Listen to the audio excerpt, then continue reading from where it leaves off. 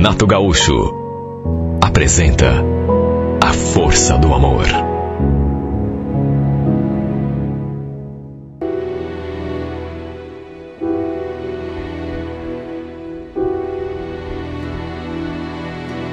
Eu tinha acordado bem cedo aquele sábado.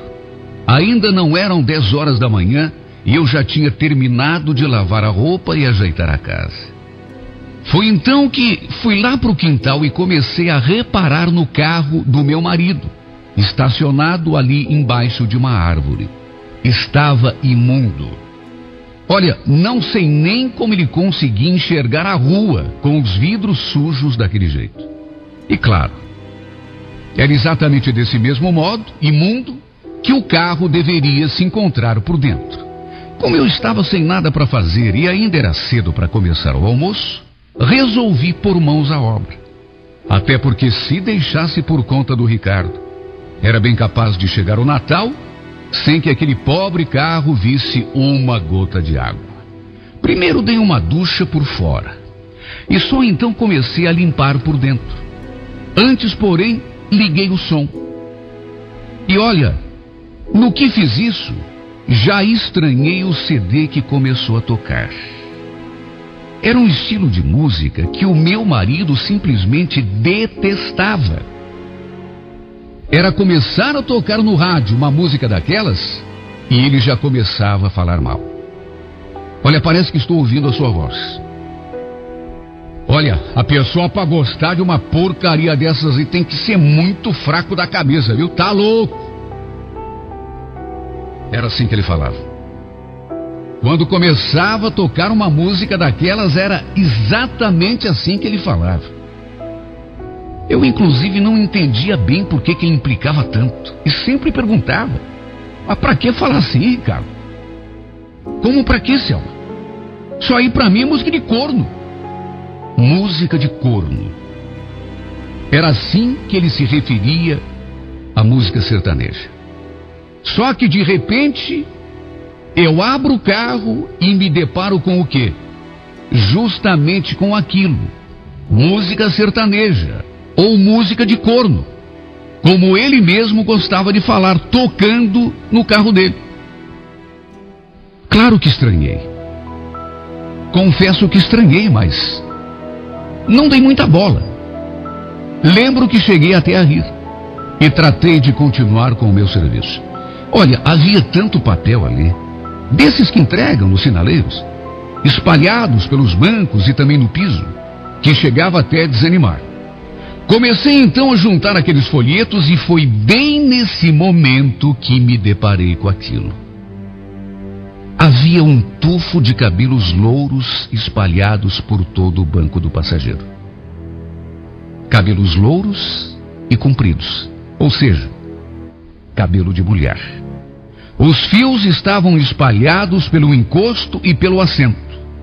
Havia cabelo até ali ao lado do freio de mão. Senti uma vertigem na mesma hora. Sim, porque aqueles fios de cabelo não eram meus e nem poderiam. Os fios eram louros e eu sou morena. Meu cabelo é preto. Além de tudo, além de ser morena, meu cabelo é muito curto. Claro que fiquei pensativo. Meu marido só podia ter andado dando carona para alguma mulher. Mas quem? Era um sábado. Eu havia estado dentro daquele carro pela última vez na quinta-feira à noite, quando fomos ao mercado. 2 dias atrás, portanto. E não tinha visto aqueles fios espalhados ali pelo banco. Se ele tinha dado carona para alguém, só podia ter sido então no dia anterior, na sexta. Sim, porque se na quinta os fios de cabelo louros não estavam ali, e agora no sábado estavam, se ele tivesse dado carona para alguém, teria sido na sexta. E foi aí que eu lembrei que ele tinha chegado num horário um pouco fora do habitual na noite anterior. Porque ele costumava sair do trabalho lá pelas 6h30, 7 horas no máximo. Mas quando chegou em casa, perto das 10h30, na noite anterior, na sexta, me contou uma história de que tinha ficado até mais tarde trabalhando. Eu, é claro, acreditei. Nunca fui de ficar duvidando do meu marido, até porque, pelo menos até aquele momento, ele nunca tinha me dado motivos para isso. Só que alguma coisa tinha naquela história. Aqueles fios de cabelo não estavam ali à toa. Quer dizer, não era só o cabelo. Tinha também aquele CD. O Ricardo não gostava daquele tipo de música. O Ricardo não gostava daquele tipo de música. Aliás, detestava. Dizia que era música de corno. Só que, se não gostava, o que aquele CD estava fazendo ali? De repente me deu um estalo. Eu lembrei que o meu irmão tinha me ligado na noite passada, perto das 10 da noite, querendo saber da Juliana, sua mulher. Queria saber se ela estava na minha casa ou se tinha pelo menos dado uma passada por aqui. Deu para ver que ele estava preocupado. 10 da noite e ela ainda não tinha chegado. Quase o mesmo horário em que o meu marido chegou. Foi justamente aí nesse ponto que eu tive um sobressalto. Comecei a ligar uma coisa na outra. Pensei comigo mesma, não, peraí. Só pode ter sido para Juliana que o Ricardo deu carona. Ela é loura. Tem o cabelo comprido. Aquele tufo de cabelo ali no banco pode muito ser bem dela. Além do mais, ela adora esse tipo de música, música sertaneja. Meu marido não gosta, fala que é música de corno, mas a Juliana adora. Numa dessas, ela estava com o CD na bolsa e pediu que ele colocasse para tocar. Os dois chegaram tarde em casa. Só pode.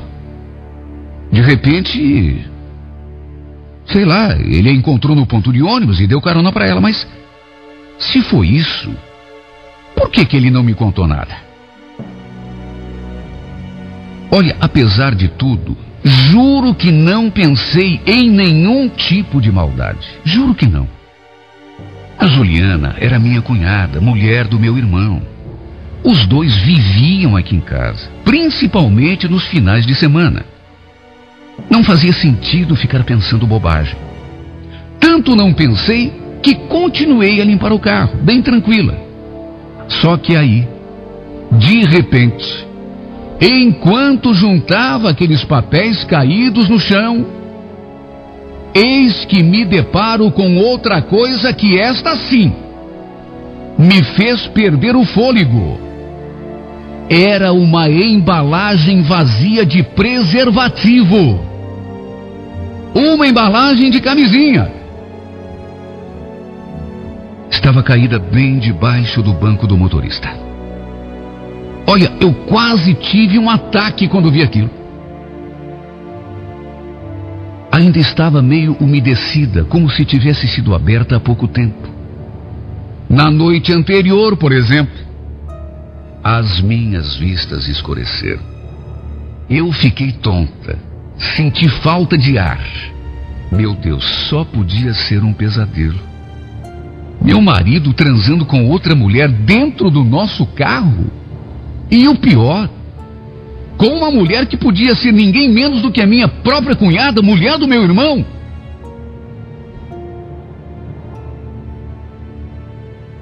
Olha, eu fiquei passada com aquilo.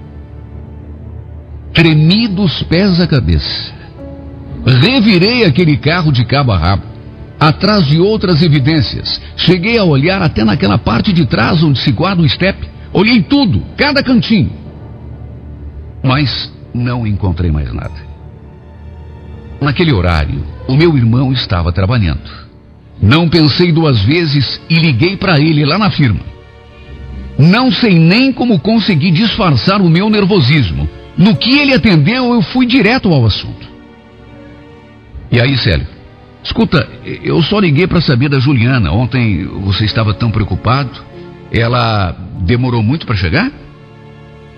Não, uma meia hora só. Acho que eram 10h30. 10h40, quando ela chegou. Por quê? Não, eu só queria saber mesmo. Vendo o teu jeito ontem, eu acabei ficando preocupada também. E vem cá, ela te falou onde é que ela estava? Ou se pegou carona com alguém? Ela falou que foi no shopping, veio de ônibus ainda, coitada. Em vez de ligar pra mim, não, preferiu vir de ônibus. Olha, não sei se acreditei ou se fiquei ainda mais desconfiada. Na minha cabeça, apesar de tudo levar a acreditar, era absurdo imaginar que o meu marido e a mulher do meu irmão pudessem...